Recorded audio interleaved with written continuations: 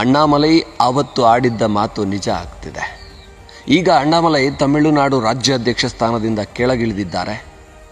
ರಾಜಕೀಯಕ್ಕಾಗಿ, ಅಧಿಕಾರಕ್ಕಾಗಿ ಬಿಜೆಪಿಯ ಮಿತ್ರ ಪಕ್ಷ ಆಗಲಿರುವಂತಹ AIDMKಯ ಒಪ್ಪಿಗೆ ಇರುವಂಥವರೇ ರಾಜ್ಯಾಧ್ಯಕ್ಷರಾಗ್ತಾರೆ.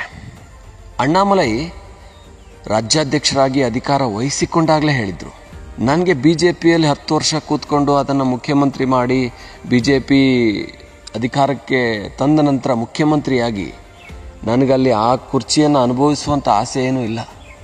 ನನಗೆ BJPಯನ್ನು ಅಧಿಕಾರಕ್ಕೆ ತರಬೇಕಷ್ಟೆ. 10 ವರ್ಷಗಳಲ್ಲಿ ನಾನು ಅದನ್ನು ಮಾಡ್ತೀನಿ. ಮುಂದಿನ ಜನ್ರೇಷನ್ ಬರುತ್ತೆ, ಹೊಸ ಯುವಕರು ಬರ್ತಾರೆ. ಬಂದವರು ನಾವು 5 ವರ್ಷ 10 ವರ್ಷ ಇದ್ದು ಹೋಗ್ತಾ ಇರಬೇಕು. ನಾನು ಯಾರನ್ನೋ ಮುಂದಿನ BJPಯನ್ನು ಅಧಿಕಾರಕ್ಕೆ ತಂದು ರಿಟೈರ್ಮೆಂಟ್ ತಗೊಂಡು ನಾನು ಊರಲ್ಲಿ ಹೋಗಿ ನನಗೆ ಕುರಿ ಸಾಕ್ತೀನಿ, ಊರಲ್ಲಿ ಕೃಷಿ ಮಾಡ್ತೀನಿ, ನನ್ನ ಆಸೆ ಅದು. ಹಾಗಾಗಿ ನಾನು ಮುಖ್ಯಮಂತ್ರಿ ಸ್ಥಾನಕ್ಕಾಗಿ ಕಾಯ್ತಾ ಕೂತ್ಕೊಂಡವನಲ್ಲ, ಅಥವಾ ರಾಜ್ಯಾಧ್ಯಕ್ಷ ಆದ ಕೂಡಲೇ ಮುಖ್ಯಮಂತ್ರಿ ಆಗಬೇಕು ಅನ್ನೋ ಆಸೆ ಇಟ್ಕೊಂಡವನಲ್ಲ.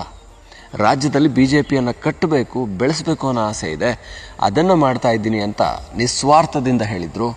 ಆದರೆ ಮೊನ್ನೆ ರಾಜ್ಯಾಧ್ಯಕ್ಷ ಸ್ಥಾನದಿಂದ ಕೆಳಗಿಳಿಯುವಾಗ ಅವರ ಮುಖದಲ್ಲಿ ಒಂಚೂರು ಬೇಸರ ಇತ್ತು. ಹಾಗಂತ ಅದು ರಾಜ್ಯಾಧ್ಯಕ್ಷ ಸ್ಥಾನದಿಂದ ಮುಖ್ಯಮಂತ್ರಿ ಸ್ಥಾನಕ್ಕೆ ಶಿಫ್ಟ್ ಆಗೋಕ್ಕಾಗಲಿಲ್ವಲ್ಲ ಅನ್ನೋ ಬೇಸರನ ಅಲ್ಲ.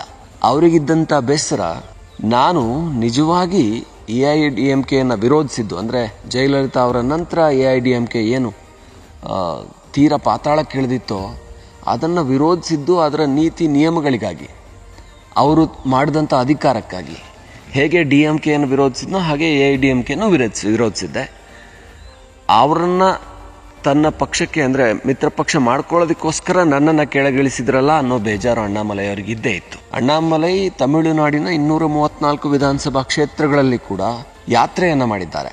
ಈಗಲೂ ತಮಿಳುನಾಡಿನ ಒಂದಷ್ಟು ಕ್ಷೇತ್ರಗಳಲ್ಲಿ BJP ಗೊತ್ತಿರೋದಕ್ಕಿಂತ ಹೆಚ್ಚಾಗಿ ಅಣ್ಣಾಮಲೈ ಬಗ್ಗೆ ಪ್ರೀತಿ ಇದೆ. ಆ ಕಾರಣಕ್ಕೆ ಮತದಾರರು BJP ಪರ ಒಲವನ್ನು ಹೊಂದಿದ್ರು. ಅಣ್ಣಾಮಲೈ ಏನೋ ಮಾಡ್ತಾರೆ ಅಂತ.